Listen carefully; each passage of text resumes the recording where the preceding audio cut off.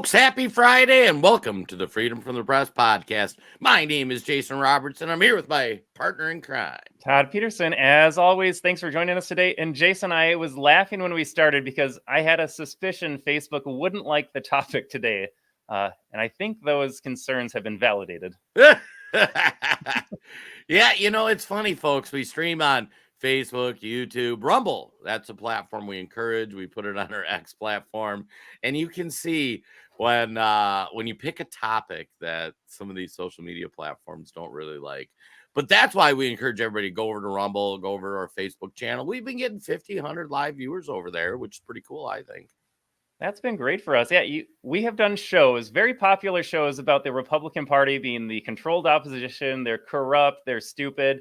We get lots of views on social media with that. But man, when you go after Democrats, Jason, that is a big taboo subject. Yeah, and I got to say, Todd and I where this week's episode came from is we were talking for months. Joe Biden, he'll be replaced. He's mentally incapable.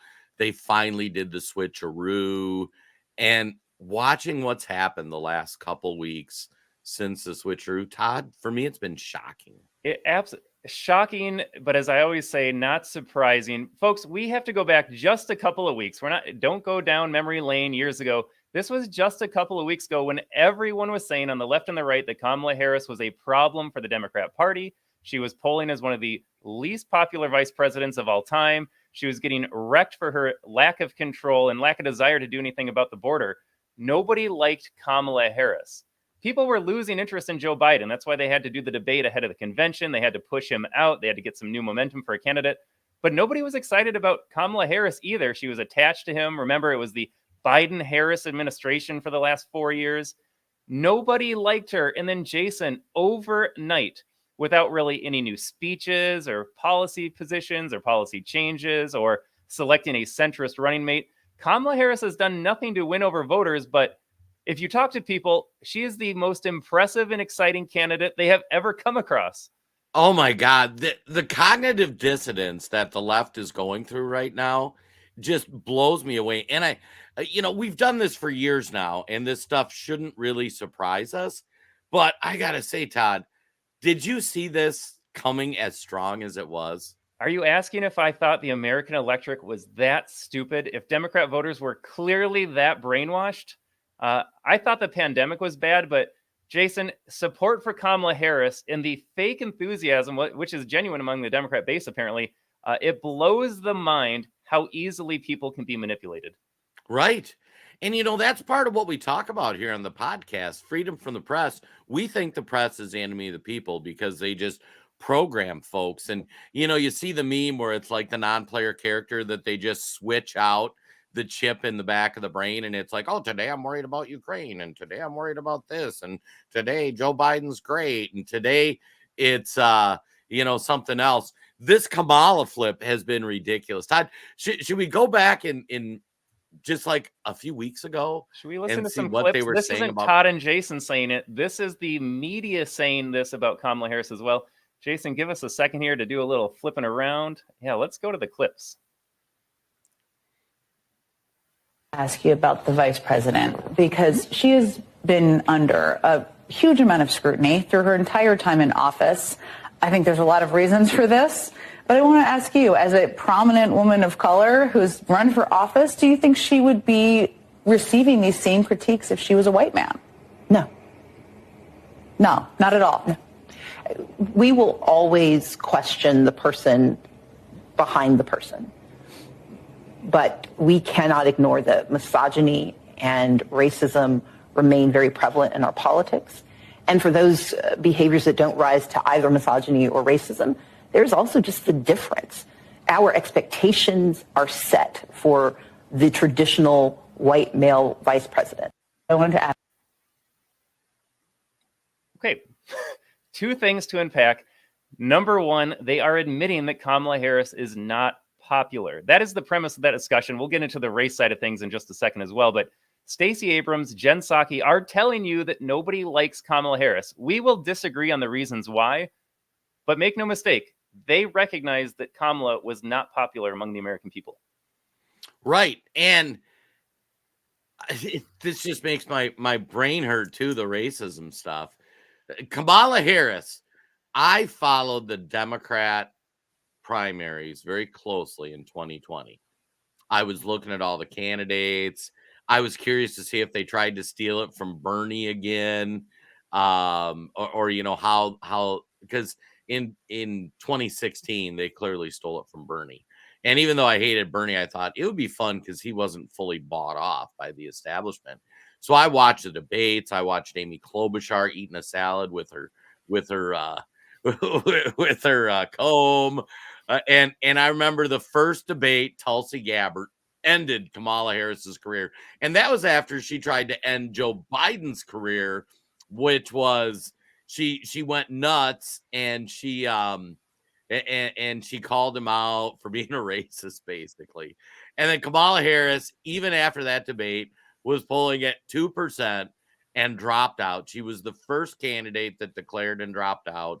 She was the lowest polling candidate. She didn't even try to run the primary in her own state, which is unbelievable. Yeah, Jason, nobody liked her from the beginning. That's the crazy thing here, folks. From day one, when Kamala Harris tried to go on the national stage, she was rejected by Democrats, not by us, not by people saying the media is corrupt and the establishment's corrupt, by her own party. Nobody wanted her in 2020. And again, 2023, I think this clip is from, nobody really wanted her around either. Right. And it's funny, Todd and I, one of the first episodes we did when we started doing this podcast like a year ago, last fall, was Joe Biden won't be the nominee. And of course, all the Democrats are like, oh, why do you say that? Joe Biden's great. Joe Biden's fine. And then we broke down who the potential running mates were. And we talked about Kamala. And we're like, they hate Kamala. I mean, Todd, we got a couple more clips. Let's go back down memory lane. Can I just say something on the race really fast? It's my brain hurts trying to process this because you can't rationalize the irrational. But is Stacey Abrams, I know she qualified it saying like when you talk about the vice president, but Joe Biden is a straight white guy and he was unpopular too. You can't say nobody likes Kamala's policies because she's a black woman and then also say I don't like Joe Biden's policies and he's a white guy. Like, the level of disconnect and the disingenuous conversations around race and women all the time. I don't even know how to relate to these people, but yeah, let's go to more clips. Oh my gosh, this is spectacular. She certainly has an approval rating. I mean, you can go online and see that her approval rating is no better than Joe Biden's, and it's because they connect her to Joe Biden. I mean, she is not a disconnected figure. She is his vice president. She was heavily involved in the immigration crisis fiasco that we have going on. And so I think the Trump campaign is actually going to have a pretty easy case to make that, you know, we switched from Biden to Harris, but you're sticking with the same policies. They were already arguing in some ways that a vote for Biden was simply a vote for Harris because nobody expected Biden to be able to go for another 4 years anyway. So I don't think they're going to have much trouble making the transition. Where the game changes is on age. Biden was a little older than Trump and obviously made a big deal about that. And so that's where one piece of the game changes. But on policy and political arguments, I actually think it's a pretty easy transition. Huh. Isn't that I had forgotten that little factoid right there that Joe Biden kept saying that a vote for me is a vote for Kamala Harris. We had never seen a hyphen in a presidential campaign before. Donald Trump, president. Hillary Clinton, president. Barack Obama, president. Joe Biden was the Biden-Harris administration. Yeah. I don't even understand it. And this is from like 2 weeks ago. Yeah. This is right after Biden dropped out. This is probably the moment before CNN got the memo like, hey, you can't have guests reminding people how unpopular she is. Right. Or talking about her policies. Like now she's talking about day one as a president. It's like, why haven't you done that for 4 years? Like you've been the vice president. Yeah, Joe, why haven't you fixed America in 50 years? They never care. They never ask that question. They never care. Like, yeah, why haven't you done this already? You are in power. Right. No, I'll do it next time. Just vote for me one more time. Yeah, just this time we'll get it done. This time we'll get it done. This time we'll do communism correctly, even though it's never been done properly before. Right. All right. I think this is the best unpopular Kamala clip, though. Let's take a listen. You believe the vice president steps into that role and that the Democrats ultimately support her in that position? Or do you think we're talking about a completely different team? Once again, who's going to step up? I can name you half a dozen people who would be better than her right now, but I'm talking to them and nobody wants to challenge her because nobody. Okay, I'm going to be direct. Yep. God help me. You may never have me on the show again. You don't even have to say it. We understand. Nobody wants to knock out an African-American woman and be held responsible for that. Right. And that is the truth. And that's something that maybe I shouldn't, maybe I'm going to be criticized when I walk off of here. But she's got such a strong position because of that. And here's the issue. Her favorability is still, she's the most unpopular vice president since Dan Quayle. Okay. And he was the most unpopular vice president since Aaron Burr. Okay. Nobody even knows who Aaron Burr's president was, myself included. Yeah. Fact check it all you want. Kamala Harris was unpopular. Unpopular. Nobody liked her. Nobody liked her in 2020. Nobody has liked her since she entered the White House. And then overnight, the media changed its script. And if you talk to people out in the real world, they love Kamala all of a sudden. Yeah. So it was universally accepted. Everybody agreed with it. Kamala Harris was bad. Kamala Harris was stupid. Kamala Harris, every word you could have. And now in the subsequent week or two after these clip drop, Kamala Harris is the next Barack Obama. And we've laid out how they're going to do it, Todd. So in processing this, what they're currently running is a modified Joe Biden basement campaign. So if you think how they ran and got Joe Biden through, Joe Biden was not all there, wasn't sharp. They used COVID as an excuse. They had him in his basement. They had him reading a speech from a teleprompter, using all the right buzzwords. It was prepared by professionals at manipulation. That's what these speechwriters are. They know what words to use, how to use it to get people to engage or whatnot. And that's what they're doing with Kamala. Only it's not in the basement. They're throwing her in front of a crowd. They're bringing in the crowd by throwing in musicians and other people would be interested to see. And honestly, I shared the clip on Twitter, but it's kind of like if you remember the Eddie Murphy Raw bit where he was talking about, like, if you've been stuck in the desert with no food and somebody hands you a saltine, you're going to eat that thing and be like, this is the best saltine ever. Oh my God, this cracker is the greatest cracker. I can't. Oh my God. And then after like a week or two, you're going to be like, this is saltine. This isn't really that good. And that's where they're going with Kamala. Jason, thank you for tuning in. More propaganda, Jason. You and I are spreading propaganda BS from right-wing extremist radicals.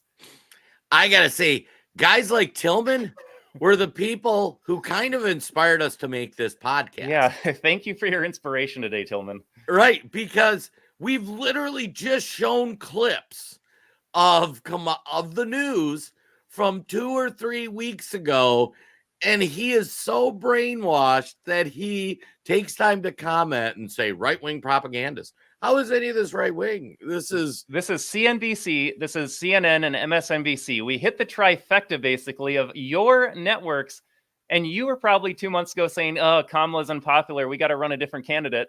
And now all of a sudden you're on the Kamala train because you are a brainwashed pawn for the regime, Tillman. Right. Well, and actually, it's funny, Todd. This might be a good spot to share stories that kind of inspired this week's episode, too. Yeah. Do you want me to lead off or do you want to lead off? Yeah, go for it. All right, folks. So what really inspired the conversation of what has happened to your average Democrat? Because as Jason and I sit through this podcast every week, we siphon through the news. I know we have a smart audience. They see the same thing. You just look around and you wonder, who believes this garbage? After all the lies we've been through, every single Trump hoax that was pushed by the media, everything we went through the pandemic, CNN running cover for Joe Biden's senility, and now the flip of the script for Kamala Harris's popularity, you just wonder, what will it take to wake these people up? So I'm at this always happens. I'm at a 5-year-old's birthday party, no less. And of course, we start talking politics among the dads because why not? And he comes out and says right away that I'm a Democrat. And so I couldn't let it go, Jason. I had to ask him. I'm like, as a Democrat, then I'm having a hard time understanding Donald Trump's felonies. Can you explain those to me? Because from where I'm sitting, they all seem like trumped up BS charges. And it wasn't a good faith question. I was actually curious to see just a regular Democrat out there explain to me at a high level why Donald Trump was a felon. You need to say more than, oh, Trump's a felon. Like, give me the reasons why he is a felon and why he deserves that. And it just de-escalated. It just went off the rails from there because, as you and I often say, like, you and I don't spend our waking hours focused on Donald Trump. Yes, we support Donald Trump as president, but we focus on family, getting outside, whatever it is. We don't care. These guys are consumed by Donald Trump. You could see his eyes change in real time because he's like, oh, Trump bad. And so I'm trying to ask questions like, hey, man, can you give me some examples or some evidence to support this claim that Trump is Hitler, Trump's a fascist, Trump's a felon? And he just can't. And I asked him questions like, well, if you're going to focus on the classified documents, can you explain why Joe Biden's not a felon? Because my understanding is he had classified documents too. And the way that he kind of shifted around that conversation, well, Joe Biden complied with the regime when they asked him about it. He handed over those documents. And you're like, well, 1 second ago, you said Trump had classified docs, and that's bad. And now all of a sudden, the goalpost is shifting because it's not having those documents. It's giving them up to the Department of Justice willfully. So that's a problem right there. And we just go down the line, and I ask him about some other things that the media's reported on, like, I forgot to mention, Jason, too, like, this is what I do. I'm on a podcast. We run some websites. We're on Rumble. We try to get information out there for the folks. And he says, you're just spreading disinformation. And I ask him, where do you get your news sources from? And he won't answer that question. He doesn't want to confront the fact that he is consuming misinformation day in and day out. And I'll cut to the chase, Jason, because I know you've got a story we got to as well. We have so many videos to get to. He looks directly at my kids, and then he looks directly at me. And he says, how do you live with yourself? How do you live with yourself knowing that you're creating a worse world for your children to grow up in? And he walked away. This was after 10 minutes of me just trying to figure out, like, why don't you like Donald Trump? How do you support Democrats right now? You're a Democrat in Minnesota. You've seen what Tim Walz has been doing with bathrooms, with decriminalizing certain things, certain aspects of sexual orientation. You saw what happened during the pandemic. You see all this going on around you. I just want to understand, do you support this? But no, Trump bad, and I'm evil. I'm creating a worse world for my own kids. The moral superiority displayed by this fool was astounding. And I'm just wondering, how do we reconnect with them? How do you wake them up? Yeah, and that's going to be, part of what we want for the audience. The audience, we'll go through some audience chats that are on here, but that's where we need your help. Like, are you guys experiencing this in the wild too when you're engaging with Democrats? Like, so my story was, I got a friend of mine who's a Democrat who actually has watched a couple of our podcasts. Great guy, known him 20 years. And he was a Democrat. I was a Republican. Life was fine. We had different policy positions. I have several friends that are Democrats. Minnesota, there's a lot of Democrats. And I like to think of them as the normie Democrats, not the communist, AOC, Bernie Sanders types. And then in COVID, we kind of fell out because, of course, he was pro-shot. I was anti-shot. And then I got the Rona really bad, and I was on my couch, hooked up to oxygen. They didn't know if I was going to make it or not. And he texts me something like, see, you deserve it for not getting the shot. And I remember I'm sitting there next to my wife who knows him. And I look, and I'm like, is this for real? Like, did my friend of 20 years really say this to me? And it was funny because 6 months earlier, he was like, I am never going to get the Trump shot. I don't care what you do. I don't care what you say. And then 6 months later, he's wishing death. And I had agreed. I'm like, I'm not getting the shot, even if Trump says to. Like, I'm just not doing the shot. And then 6 months later, like, my position was still, hey, even if I leave this mortal coil today, I'm okay at, like, not taking the shot. And his opinion had changed from, you'll have to tie me down to give it to me, to you deserve to die for not taking it. I'm like, well, that's a little aggressive.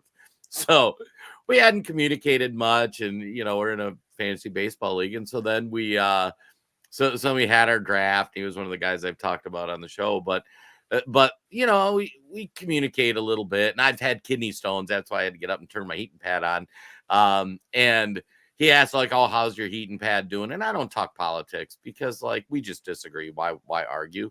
And then he's like, well, what do you think of the Kamala thing? I'm like, and this was a few days before she picked Walz. I'm like, well, I said she's going to get a big bump. They finally got energy, and I said she's going to pick Walz, and then everybody will bury all the bad stuff Walz is doing. And then he's like, yeah, we all knew Bernie was cooked. I'm like, wait a second. You were telling me for months, or he knew Biden was cooked. I'm like, you've been telling us for months that, oh, Biden's fine. He's going to win, rah, rah, rah. And I'm like, do you have a problem that they kicked him out? Well, no, he was going to lose. Wait a second. So you're okay that the Democrat Party doesn't run a primary, just says, here is your candidate.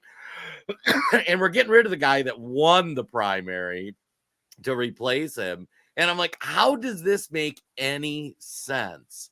And I just couldn't do it. And then the icing on the cake was yesterday when it's like, hey, did you watch this Trump speech?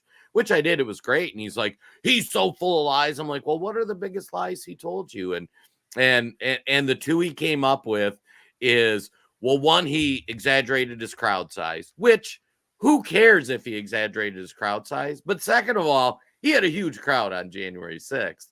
And the other thing was, he said no police officers died on January 6th. Todd, did any police officers die on January 6th? If I read the New York Times headline on January 7th, an officer was killed, but then they quietly edited that out and didn't really report the editing later on. So factually, no. Right. And it was funny. I actually screenshot Wikipedia. I mean, Ashley Babbitt died on January 6th. And a couple Trump people had heart attacks. They were kind of big boys and girls. And some police officers passed away. They were trying to tie it to January 6th. They had heart attacks, or a couple killed themselves a week after. But I'm like, he didn't know.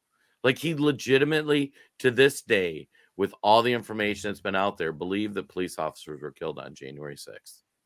He probably thinks Trump colluded with Russia to win the 2016 election, too. Right. There's so much work to do. And Jason, you and I, when we have these conversations, when we think, what's it going to take to wake these people up? We're fighting 10 years of propaganda at this point. Lie built upon lie, built upon lie.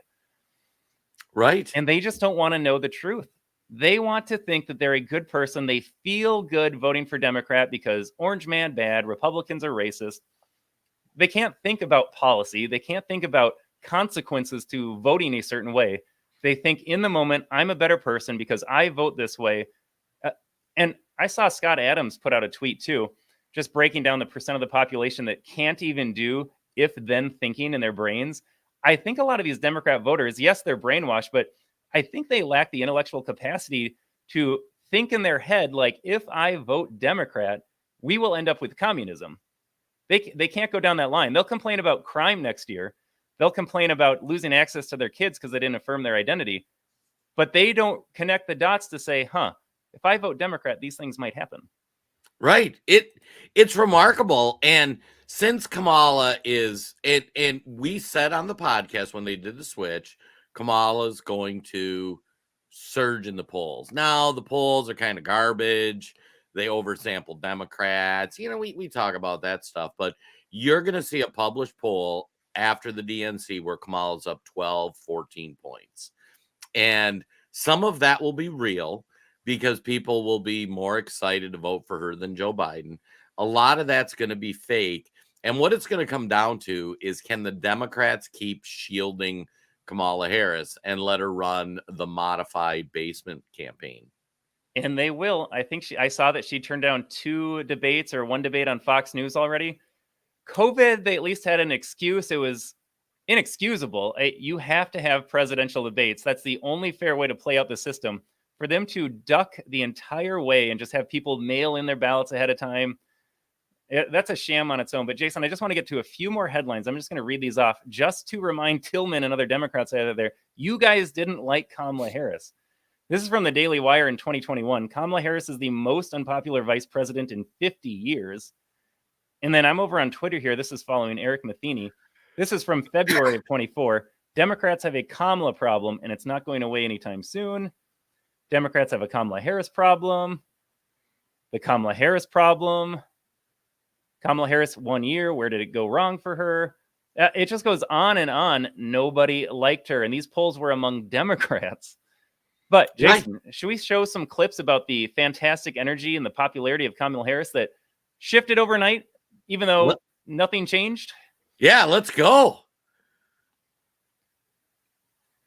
Some of this stuff is So what do you think about what is happening in Michigan and Wisconsin, especially at rallies like this, where you have people showing up in the heat, showing up because they just met Tim Walz and they want to get more, and they are just meeting Kamala Harris as a candidate, but they're showing up for her in droves? And I'll just say, personal anecdote, I know some Republican women who worked in government for Republican candidates and politicians who are showing up at one of these rallies, who are going to travel across the country to be there for Kamala Harris and Tim Walz. What do you make of it? Is it a sugar high, or is something happening here? Well, it may be a sugar high, but something's definitely happening here. You always try to sift out the wishful thinking and the speculation from what's actually happening, and that's actually happening. Look, Eau Claire, Wisconsin is a... Jason, I just got to read the small print down there. This person speaking on the Morning Joe show wrote a book, How the Right Lost Its Mind. These people project every single day. I haven't changed. I have always believed in the same things. It is the left that is insane and openly communist at this point. Yeah, but I'm the one that lost my mind. I would say, 52, 53%, Biden area surrounded by a sea of red. That's a big crowd to turn out in Wisconsin.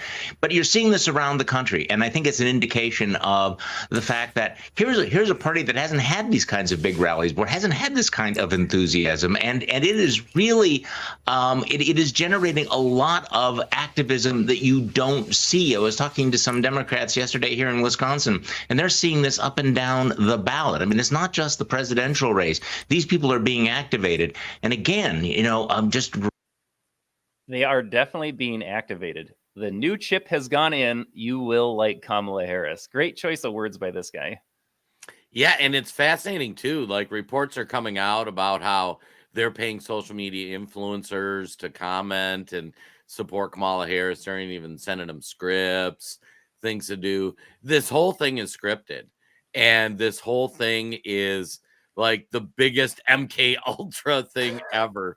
But I mean, think of what they're pulling off so far. They've taken the most unpopular vice president since Dan Quayle, who was an idiot, couldn't spell potato, and his career ended after being VP. And they're turning her into the next coming of Barack Obama, with the media running right in tow. It's straight out of Trading Places with Dan Aykroyd and Eddie Murphy. Sometimes you wonder if the elites or the people running the shadow government are like, okay, challenge accepted. Let's turn Kamala Harris into the most popular presidential nominee of all time. And it's like they're playing a game with us, and half this country goes along with it. Right. And it's funny because and folks, let us know in the chat, like, you've talked to Democrat friends, you know them. Like, these are the same people saying Joe Biden was okay. Kamala was in the room and saw how bad Joe Biden was. She didn't say nothing. Is anybody going to ask her, like, geez, how long has he been this bad, or any of that? Are they really okay that they didn't run a primary? And it's funny because online I see like Republicans being like, hey, how, like, they just let the party pick the candidate. That's the most undemocratic thing ever. And Democrats are like, oh, no, we're fine with it. We don't need an election. We don't need a primary. And I'm just, Todd, I'm just stunned, and I shouldn't be stunned. Yeah, I'm no longer surprised. I'm not even disappointed anymore. I kind of expect this from most of the country. They all went to public schools. But Jason, I haven't heard this point made. They tell us that we are in a cult. We worship the figure of Donald Trump. We have our Messiah. We don't think about issues clearly. We just worship one man. I can't think of a better example of a cult right now than a personality cult. These same people were not going to vote for Joe Biden because everything he has done, his senility, his policies, the destruction of the country, they all see it. Kamala Harris is running the exact same platform. The only difference is she's not Joe Biden. This is cult worship right here. This is brainwashing, because they are simply attaching themselves to a new figure without any other changes, policy-wise, speech-wise. Nothing else has changed. It's just a new person, and now they are bending the knee and bowing towards her. This is the ultimate cult worship right here. Yeah, and it's fascinating. if Donald Trump wasn't the nominee and it was Vivek or something like that, like I'd have a hard time supporting Nikki Haley because I think she's bought out by the military industrial complex. But Ron DeSantis, I don't know. I didn't really care for Ron DeSantis, but the like these folks have switched from nobody like Kamala Harris to she is the greatest thing since sliced bread. And I got to highlight a comment. Shout out to the Federation of Grumpy Old Men. Dumb old Don was the worst president ever. Federation, do us a favor. Let us know in the comments what things Donald Trump did that made him the worst president ever. What law did he pass? What policy did he do? Don't tell me about your feelings because you didn't like something he said. But what did he do that was so awful? You are a brainwashed. They switched out the chip. I bet you have your Kamala t-shirt on right now. It's the most insane thing ever. This show is dedicated to the Federation of Grumpy Old Men. And if Grumpy Old Man, he won't be able to do it. Give us an example of how Trump's the worst. You won't be able to do that. But then if you do give us an example, tell me something that Joe Biden hasn't done as well. So if you say Donald Trump had classified docs or Donald Trump was corrupt with talking to Zelensky in Ukraine, give me an example of something Donald Trump did that is unique to Donald Trump and not something that Joe Biden did, but was covered up by Democrats and the media. Right. Good luck. Yeah, and on some of this stuff, it's just going to come down to, I didn't like Donald Trump. Donald Trump's a liar. He's a cheater. He had people stay at his hotel. Oh, you mean politicians leverage things to make money? Oh, wow, weird. Oh, politicians are liars. Yeah, Joe Biden's never told a lie, even though he talked about the Charlottesville hoax again in the debate. Right. Yeah, it is in those folks. And that's why, for fans of the show, for people that watch, for people that share our views, how do we wake these people up? I mean, as you interact with the wild, like they belong behind glass, because like even my buddy that was texting me, I said, well, hey, tune in. So this was like the last text we were texting about. Okay, well, maybe tune into the show. We're going to talk about some things. Rah, rah, rah. Trump didn't lie. I talked about the thing. And he said, I got to find it. He said, wasted energy talking to somebody in the cult. And I'm like, 3 weeks ago, you hated Kamala Harris. You now have Kamala Harris poster and whatever. You're calling us a cult. Like, if they would have switched out to Ron DeSantis, we would at least be like, well, we don't really like Ron, but he's better than the alternative. I'm voting for Ron. Yeah, these same people weren't going to vote for Joe Biden and weren't excited about Joe Biden. They flipped out Biden for Kamala Harris, and now suddenly they're rah-rah-rahing for her. And the policies and the platform and the party haven't changed. This is cult hero worship, not what the right does with Donald Trump at all. Right. And actually, it's worse than hero worship. It's like the Democrat policy positions have become their new religion and can do no wrong. They have the only thing that the Democrat Party has ever done wrong for these guys is they haven't put enough communist policies in place. It is the most ridiculous thing I've ever seen. Yeah, Jason, you and I were talking about this before the show, actually. So thanks for tuning in, Joshua. The people better wake up or they will be living in a communist nation. You and I both said prior to going live that right now, we think Kamala might be beating Donald Trump come the election. And for the people to wake up, they might have to experience some real hardship. Right now, yes, the stock market was going up and down. Yes, unemployment is going up a little bit. By and large, especially middle class, all you got these suburban white voters out there, they're not really affected. Yeah, they pay a little more for groceries, but they're still living their comfortable lifestyle, sending their kids to schools, going on vacations. They got their big homes, like they're buying their new cars. People haven't really been affected by it. They notice it, but it's not affecting the day-to-day. Honestly, these people might wake up when it hits rock bottom. If you've ever known someone in your family with a drug abuse or an alcohol abuse, they only decide to get better for themselves when they actually hit rock bottom. And for the American Democrat voter out there, life has to get substantially and measurably harder for them to maybe be able to connect the dots. I'm not even sure that's possible because the media will say, hey, this is normal now. You're not supposed to have two cars. You're not supposed to have a 4-bed, 3-bath. Like this is just what's acceptable. So maybe they don't wake up, but like we saw in Argentina with Milei getting elected in, Argentina hit rock bottom and the voters were like, F it. I hate every politician. I want the libertarian in there to shrink the government, because they finally realized that government is the enemy of the people. Well, and actually, shout out to, oh, wait, where'd she go? Beverly hit the nail on the head. This shows the power of media influence. Media should be arrested 100%. and jailed. It's funny because that's our feeling, and that's why we call this Freedom from the Press podcast. We play clips. We're showing people 3 weeks ago, you thought Kamala was an idiot. She has announced no new policy positions. I mean, go on her website. There are 0 policy positions. And we broke down in previous episodes. In 2020, she was like free healthcare for immigrants, open borders. I mean, all this crazy stuff. And as soon as she announces her policies, we're going to do the episode that says this is what she said in 2020. This is what she says in 2024. They are polar opposites. And yet you all believe that she's going to do that. It is the most crazy thing ever. All right, Jason, I can't think of a better segue for this montage right here. If you don't hate the media enough, take a look at this right here.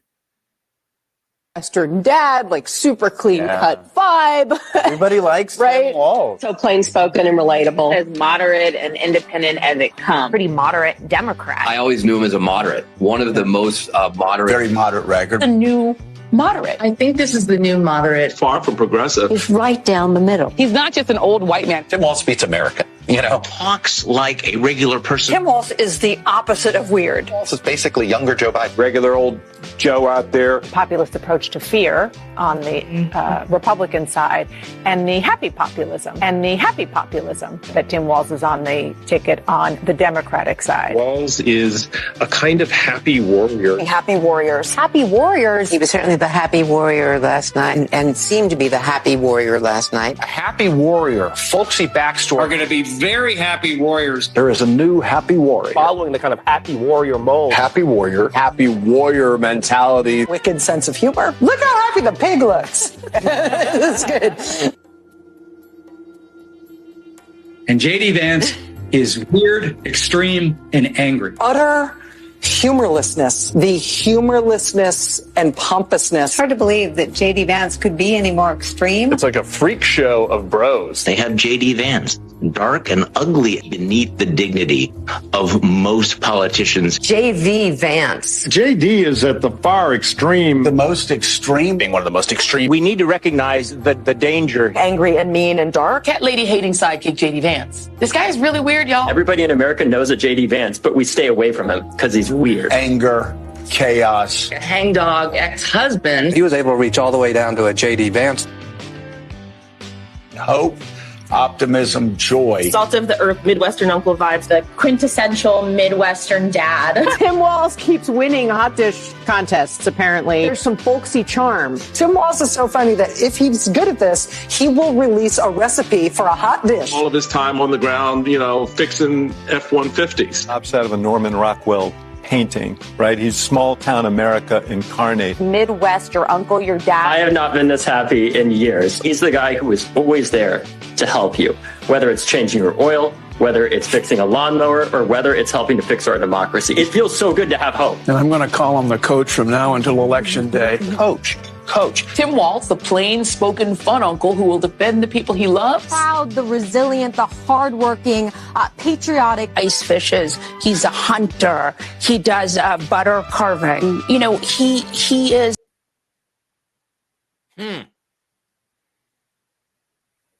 Todd, you and I are from Minnesota.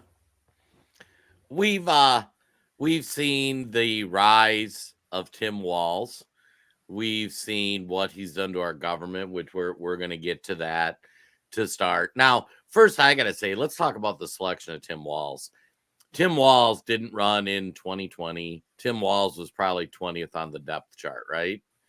And reports are coming out that a lot of people passed because they're like, we don't want to jump on this ticket. Some might be regretting it now, seeing how the media is gushing over her. But Tim Walz has done an awful job in Minnesota. And we're going to go through examples of that and break it down. but the Minnesota media ran complete cover for this fraud. And if you look at that, people watch all that stuff and think that's news. Isn't it remarkable? The media is truly the enemy of the people. They are not. If you think that's fair coverage, just the side by side of Walz and Vance, and you don't think there's an agenda, the show is dedicated to you as well, because that is not impartial voting. That is pure propaganda. As Nina says here, propaganda, pure and simple for those with susceptible minds. Nailed it.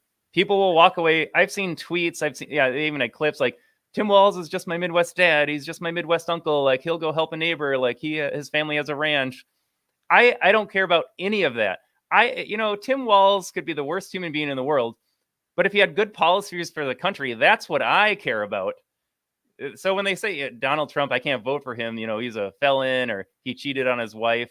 We all have skeletons in the closet in our personal lives. I am not electing a best friend. I'm electing a president of the United States.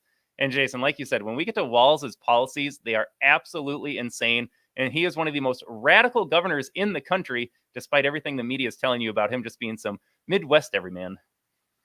Well, and it's fascinating, too. J.D. Vance, if you want to critique him, his biggest critique is that he's new to politics.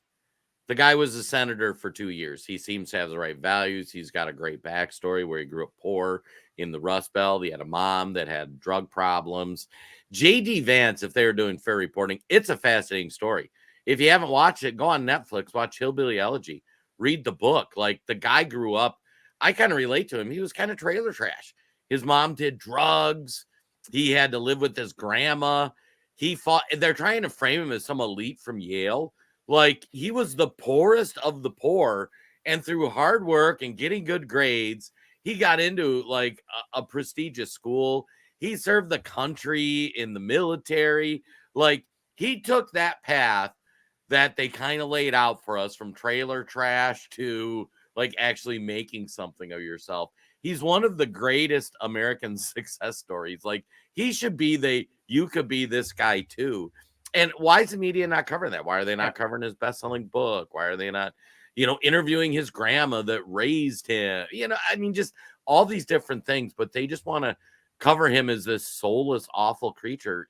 You can't hate the media enough. And they want it both ways. They want to tell you Donald Trump never did anything for himself. He inherited millions of dollars from his dad. He never had to go and work hard. He was a silver spoon kid, and that's why he's all wealthy and famous now. And then on the other hand, they got J.D. Vance, who grew up with nothing, literally nothing, and made his way up to the ticket as well.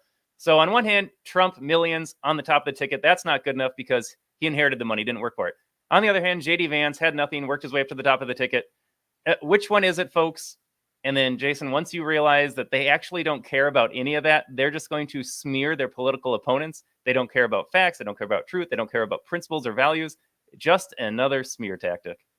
Yeah, and I got to say, the chat over on Facebook, it's always funny when you watch these platforms like Rumble. We get some decent viewership, especially after the show, but the chat on Facebook's just on fire. Some of these things we can't do, but I got to give a shout out to Larry Clark right after Trump is jailed. Folks, in the Rumble after show, we do an hour show on all the platforms, and then we do the half-hour show afterwards. We're going to talk about some dire things that we all need to be prepared for after the election or leading up to the election. So just a shout out for that. We're going to do the bonus half hour on Rumble, and that should be exciting. But Todd, as we dissect Governor Walz, should we start with the stolen valor thing? I think we have to. I'm looking if we have any. I don't know if we have any clips for stolen valor, but pull up that press release if you can. See if we can pull up an image. So I'm going to tell you a true story. My wife comes home and all this stolen valor stuff about Tim Walz is coming out.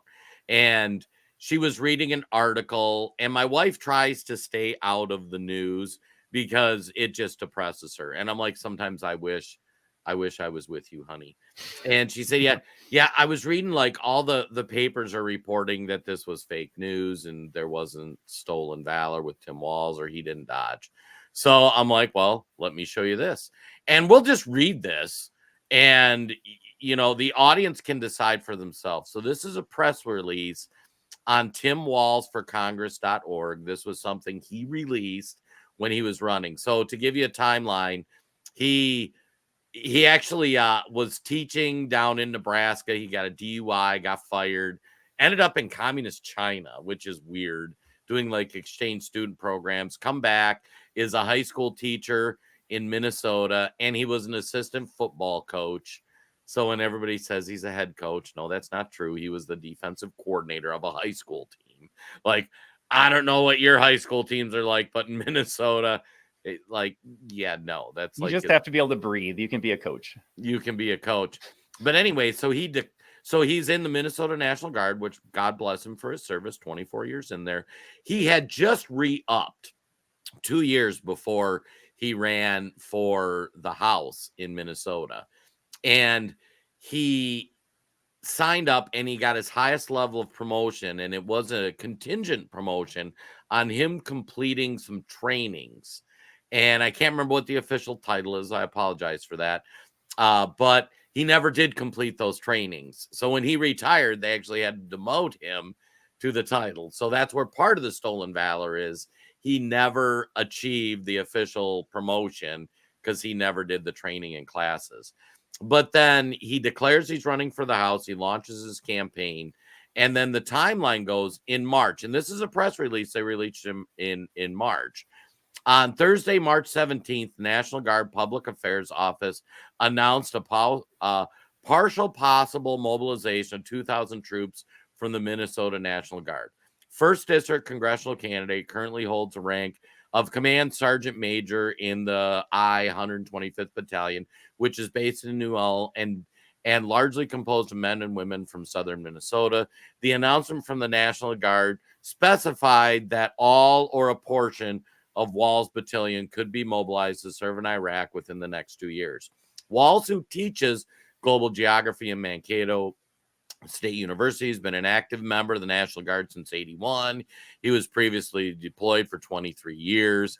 When asked about his possible deployment, Wall said, "I do not know if my artillery unit will be mobilized, but I am unable to comment further." Although his tour in Iraq might coincide with his campaign for Minnesota's first congressional seat, Walls is determined to stay in the race. As Command Sergeant Major, I have a responsibility not only to my battalion for Iraq, but also to serve if called on. I'm dedicated to serving my country to the best of my ability, whether in D.C. or in Iraq. I don't want to speculate on what shape my campaign will take if I am deployed, but I have no plans to drop out of the race. I am fortunate to have a strong group of enthusiastic supporters and very dedicated and intelligent wife. Both will be a major part of my campaign, whether I am in Minnesota or in Iraq. This is the official press release they released in March. He knew there was a virtual certainty that his battalion would be deployed in the next 2 years. And he says, like, I'm with these guys. And to understand his sergeant major role, people who've served in the military have explained, like, he's in charge of a bunch of people and a bunch of different divisions. And it's a really important role. This is March.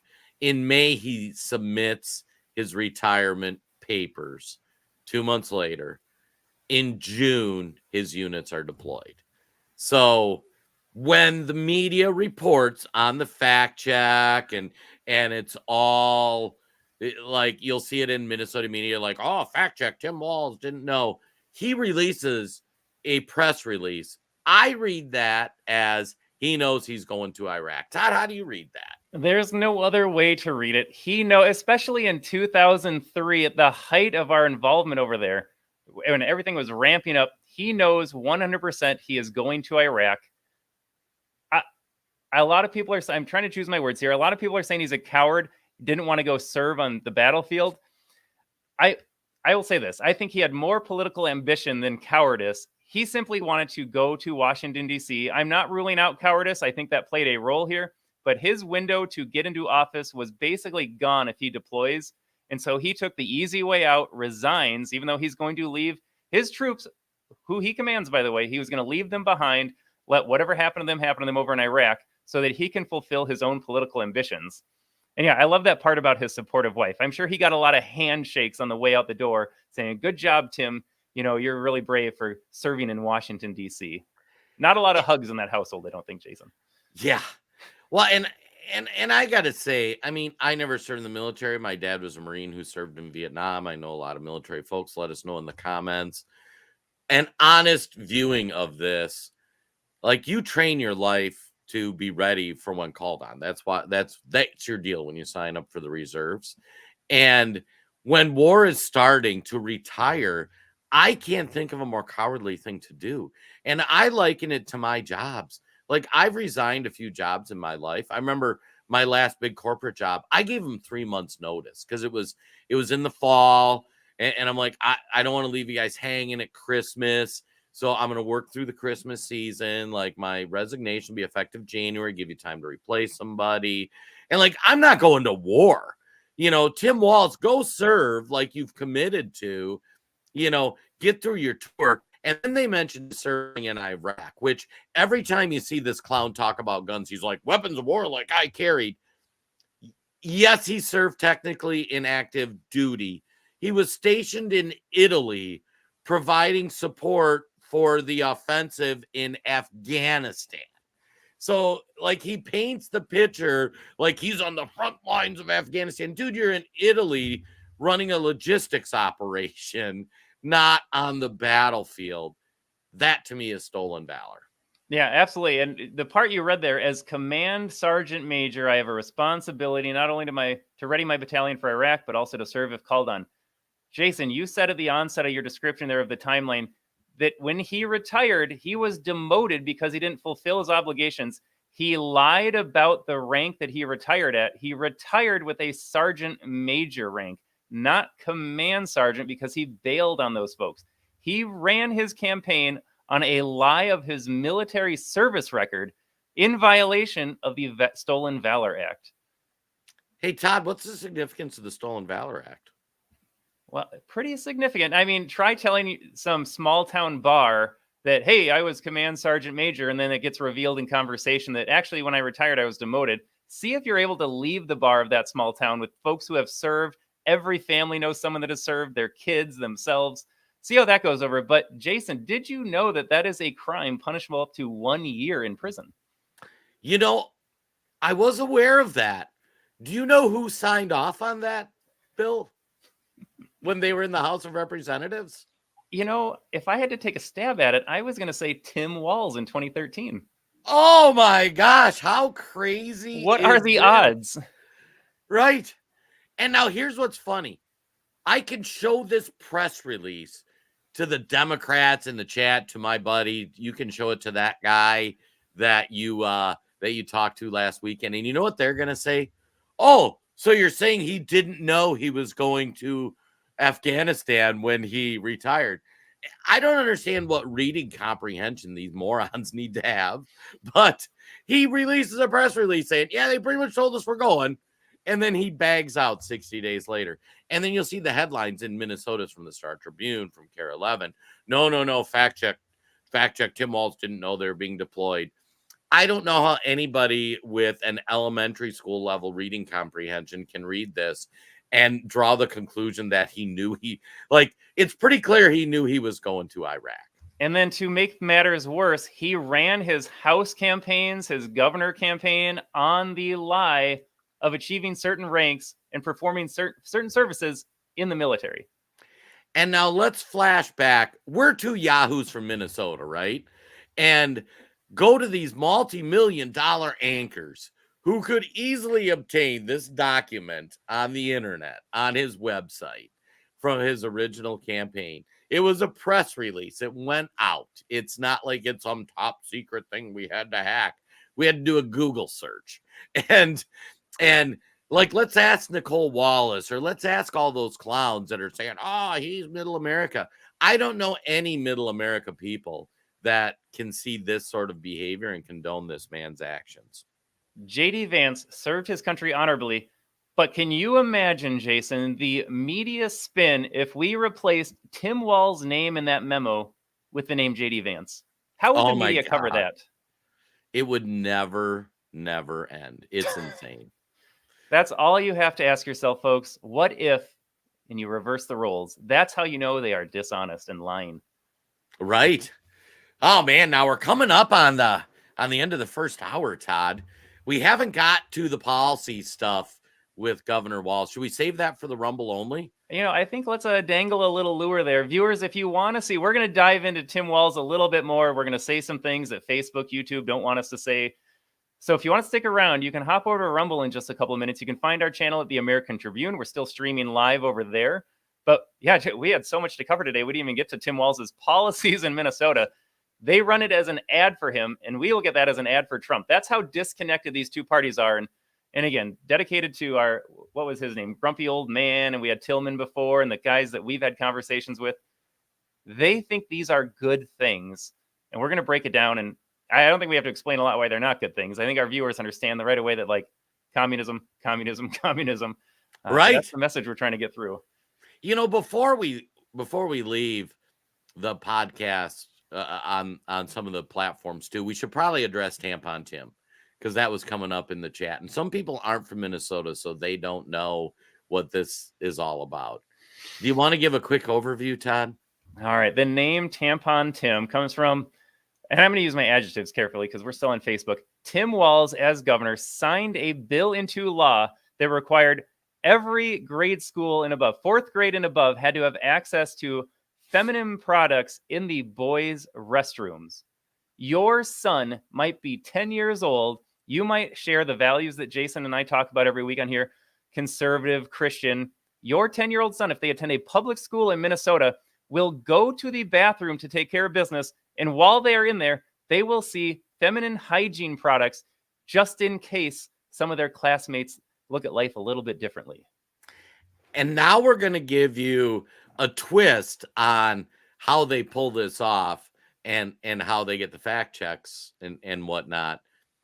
Technically, the bill that was passed only said schools need to make feminine hygiene products legal.